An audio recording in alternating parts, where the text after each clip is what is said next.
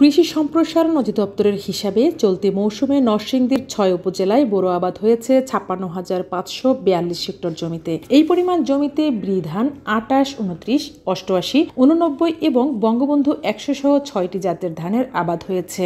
আবহাওয়া অনুকূলে থাকায় কাঙ্ক্ষিত উৎপাদন হয়েছে, কিন্তু তারপরেও হাসি নেই কৃষকের মুখে। তারা বলছেন, প্রতিমণ ধান উৎপাদনে কীটনাশক, সেচ, শ্রমিক মজুরি সহ অন্যান্য মিলিয়ে যে পরিমাণ টাকা খরচ হয় ধান বিক্রি করে তা পাওয়া যাচ্ছে না। ফলে লাভের বিপরীতে গুনতে হচ্ছে লোকসান। 3 বেলা খাওয়া 1100 টাকা বদলি লইছি, একটা লোকে 1.5 মণ ধান দিতে পারে, তো 1100 টাকা একটা লোকে নিলে তো 1.5 মণ ধানের দাম আড়াই কয়টিয়া কৃষকের সব দিক দিয়ে লস। 3 বেলা খাওয়ায়া একটা বদলি লইলে 1100 টাকা লাগে। এখন আমরা কিনবে সারের দাম যদি দাম কম হইতো, লেবার সেবারের দাম কম হইতো, জিনিসপত্রের দাম কম হইতো, তাহলে আমার লাভ হইতো। এখন তো আমার লস হইতেছে, লাভ হইতেছে মিল ভটকিরিগুলো চাইল যারা মিল হেগো লাভ হইতেছে। সারের দাম বেশি, ফসফেটের দাম বেশি, বদলির দাম বেশি, এইভাবে দাম পোষায় না। অর্ধেক ফসল ধান হয়েছে ভালো হয়, ধান ভালো হইলে কি কাম হইব? এটা বদলি দিয়া সার হসপিট দিয়া ওই পানির খরচ দিয়া আমরা তো পোষায় না। আমরা যেই বদলি দেওয়া কাম করাই, এখন বাজারে যেই দাম, এই দাম অনুযায়ী তো বদলির দাম হয় না। 2000 টাকা কানি নেয়, মানে পানি খরচই খালি। আর চাল তো কিনাম, জমিনটা তো মনে করেন যে সারা বছর মনে কাজ কাম তো আর করুন যায় না, এটা তো ভুল।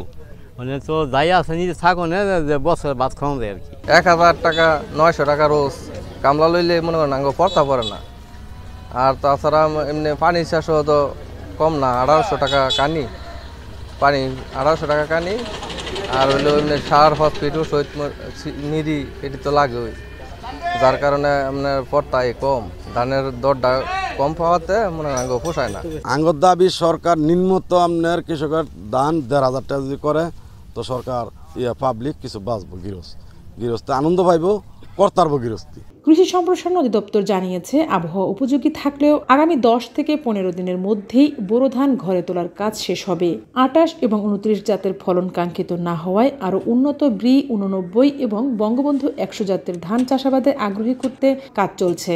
তবে ধানের ন্যায্য মূল্য পেতে বাজারে সংশ্লিষ্ট নজরদারি প্রয়োজন। এবছর আমাদের আবহাওয়া অনুকূলে থাকার জন্য এবং আমাদের অন্যান্য যে সমস্ত যে ধানের যে পরিচর্যা এবং আমাদের কৃষি সম্প্রসারণ অধিদপ্তরের পক্ষ থেকে কৃষকদের সার্বিক সহযোগিতার ফলে এবার কিন্তু আমাদের বাম্পার ফলন হয়েছে। তবে আমাদের যে কৃষকদের যে উৎপাদন খরচ, সেটি বর্তমানে দিন দিন কিন্তু বৃদ্ধি পাচ্ছে। সেই তুলনায় কিন্তু কৃষক কিন্তু বাজারে দাম পাচ্ছে না।